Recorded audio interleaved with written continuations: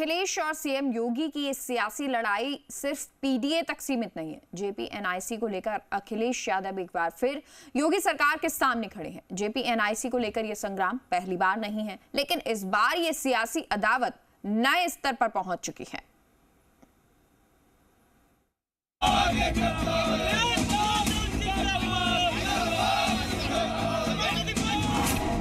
गले में लटकी बेड़ियां,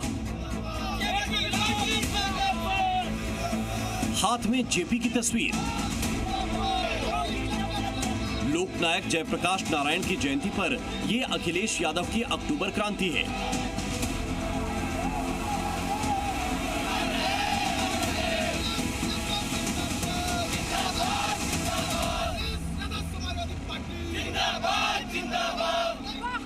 जेपी की तर्ज पर अखिलेश ने यूपी में सिंहासन खाली करो की साइकिल आती है वाली हुंकार भरी। जब दिया बुझता है तो फड़फड़ाते हैं लोग। ये हटने से पहले का ये क्रोध दिखाई दे रहा है। बीते 2 दिनों से अखिलेश यादव ने यूपी में संपूर्ण क्रांति के चैप्टर पलटे हैं। इसके केंद्र में भारत रत्न जयप्रकाश नारायण के नाम पर बना जेपी एनआईसी है, जहां आज एक तरफ सीएम योगी की फोर्स नजर आई और दूसरी तरफ अखिलेश की सेना। योगी और अखिलेश के बीच जेपी जयंती पर जंग को समझने के लिए आपको एक दिन पहले आधी रात की तस्वीर देखनी होगी। ये क्या लिख रहे हैं? निर्माणाधीन लिख रहे हैं। निर्माणाधीन, अरे बेचारा गरीब आदमी है। जा भाई, जा भाई। और फिर हम भी लिख सकते हैं पेंट से। पेंट से तो भाई साहब, ब्रश और पेंट से तू लिख दे भाई। समाजवादी पार्टी जिंदाबाद। निर्माणाधीन, अरे बेचारा। देर रात अखिलेश यादव जिस टीन शेड पर समाजवादी पार्टी जिंदाबाद लिखवा रहे थे, असल में यही जगह झगड़े की जड़ बन गई है। आधी रात को अखिलेश यादव अपने समर्थकों के साथ लखनऊ के जयप्रकाश नारायण इंटरनेशनल सेंटर पहुंचे। ये वही जेपी सेंटर है जहां अखिलेश ने पिछले साल दीवार फांदकर अंदर घुसने की कोशिश की थी।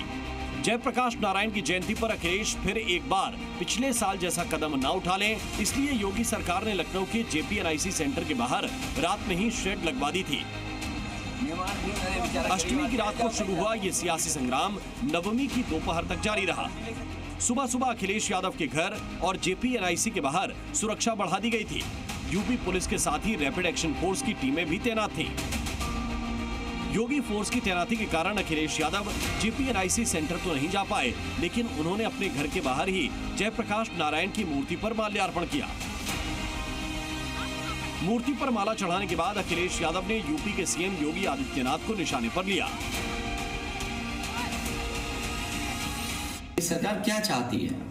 किसी महापुरुष का सम्मान नहीं करने देना है, और इसलिए नहीं करने दे रही क्योंकि भारतीय जनता पार्टी के लोगों का योगदान भारत की आजादी में नहीं रहा है। दरअसल जेपी एनआईसी अखिलेश यादव का ड्रीम प्रोजेक्ट रहा है। उनके कार्यकाल में इसका निर्माण हुआ, लेकिन उनके सीएम रहते इसका 80% काम ही हो पाया। इसी वजह से साल 2017 में जब योगी आदित्यनाथ की सरकार आई तो इसका निर्माण रोक दिया गया। इसकी वजह थी इसकी लागत। जेपी सेंटर को बनाने का शुरुआती बजट 178 करोड़ रुपए था, जो बाद में बढ़कर 864 करोड़ रुपए पहुंच गया। हालांकि अब अखिलेश यादव उल्टा योगी सरकार पर भ्रष्टाचार के आरोप लगा रहे हैं। सुनने में आ रहा है कि 70 करोड़ से ज्यादा पेमेंट हुआ है अपने ही प्रिय किसी के लिए, उसके बाद भी जेपी एनआईसी नहीं खुला है। इसका मतलब ये है कि जेपी एनआईसी में कुछ न कुछ ये लोग छिपाना चाहते हैं। जिस जेपी एनआईसी सेंटर को अखिलेश यादव बार बार वर्ल्ड क्लास बताते हैं, उसमें 18 मंजिला बिल्डिंग है। जेपी नारायण से जुड़ा एक म्यूजियम है, badminton court, lawn tennis court, 100 कमरों का guest house, all weather swimming pool और छत पर हेलीपैड भी बना है। जिस तरीके से 2017 में जब सपा सरकार चली जाती है और योगी सरकार आ जाती है, उसके बाद में इस पूरे सेंटर पे जांच के आदेश दे दिए, जो जांच अभी तक चल रही है। हालांकि ये कहा गया कि जो कन्वेंशन सेंटर है उसको पूरी तरीके से अभी जो है वो बंद कर दिया गया। और जेपी एनआईसी अखिलेश का ड्रीम प्रोजेक्ट है और जयप्रकाश नारायण सत्ता के खिलाफ आंदोलन के बड़े प्रतीक रहे हैं। लिहाजा जेपी के जरिए अखिलेश सत्ता को चुनौती दे रहे हैं। ये अलग बात है कि जिन जेपी ने इंदिरा सरकार को सत्ता से उखाड़ फेंका था, अब उन्हीं की कांग्रेस पार्टी के साथ अखिलेश गठबंधन में हैं। प्रीति श्रीवास्तव, सी मीडिया, लखनऊ।